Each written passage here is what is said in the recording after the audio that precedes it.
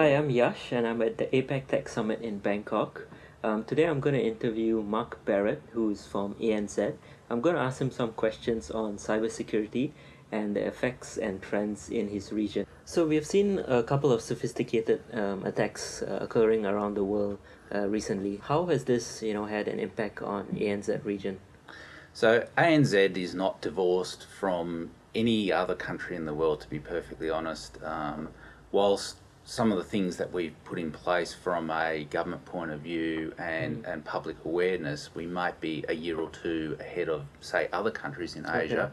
But the harsh reality is we're in a connected world now. These threats, they don't stop at borders anymore. So we really do need to have really good solutions that cater for that. So was ANZ affected? Yes, it was. And could we do better than what we did? Yes. But are we in a good position? I think we're solidly down the road. So what has led to this situation where the rise of ransomwares are very evident today, including in ANZ?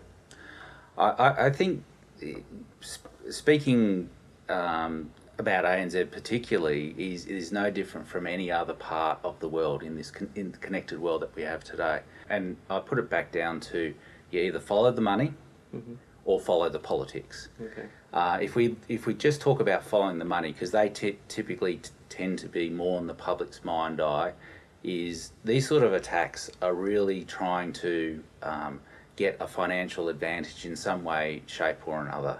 So WannaCry was fairly much in people's faces in terms of, I've encrypted your PC, please give me 250 Bitcoin or whatever the number was.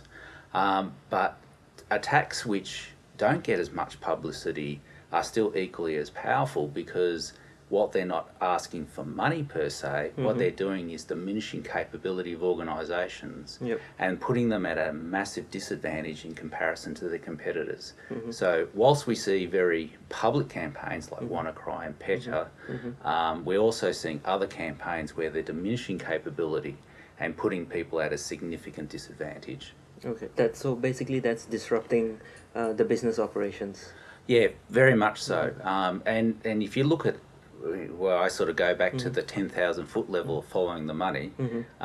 If you can make it much harder for a business to become competitive or slow down their process or steal some sort of manufacturing plans or all that sort of stuff, it puts you at a competitive disadvantage. So people are now trying to be far more sneaky about the way that they do things. And one of the things with the WannaCry, I think from a public perspective, it was really good because it raised the awareness of what cybersecurity is about to something that the public can understand. But they are very sort of nefarious in comparison to far more targeted attacks from organisations where they are deliberately going after the organisation to get a competitive advantage. So how serious is this threat that we just talked about in APAC compared to the rest of the countries in the region? Okay, so I guess if you look at the example of follow the money, you look at Asia Pac as a whole entity, where do most of the IT assets in this world get manufactured? iPhones are done in China, and a lot of other IT assets are built and constructed inside of Asia. But then there's other examples. So, for example, the car industries in Japan, in South Korea, and then even in Australia, say the mining industry. Each has its own competitors, and each is a very significant component where essentially people are trying to get a competitive advantage. Now, when you have a look at targeted attacks, there was a survey I was reading about in 2015 sort of saying, what are the relative losses, say, in Asia Pac versus the Americas versus European. And in general, what came out, those surveys are never great in terms of getting the absolute numbers, but the relativities are the things that are more important. And one of the things that they found was, even though people think that Asia Pac is a lower risk target, I actually think it's the opposite, because where you look at the great manufacturing areas, they're in Asia. and this survey proved it, that they said the losses that they could sort of account for and sort of say were real were much, much higher in Asia than they were in Europe or where they were in America.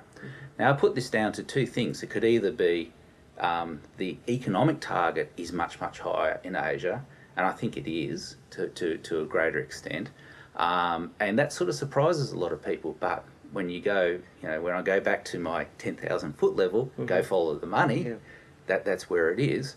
And then I guess the other thing which we're not quite have all the evidence to date is how do people really take their own cybersecurity seriously, and have they put in the right protections and mechanisms, and have they evolved their security and the way that they their posture so that they are taking into account these new cyber attacks.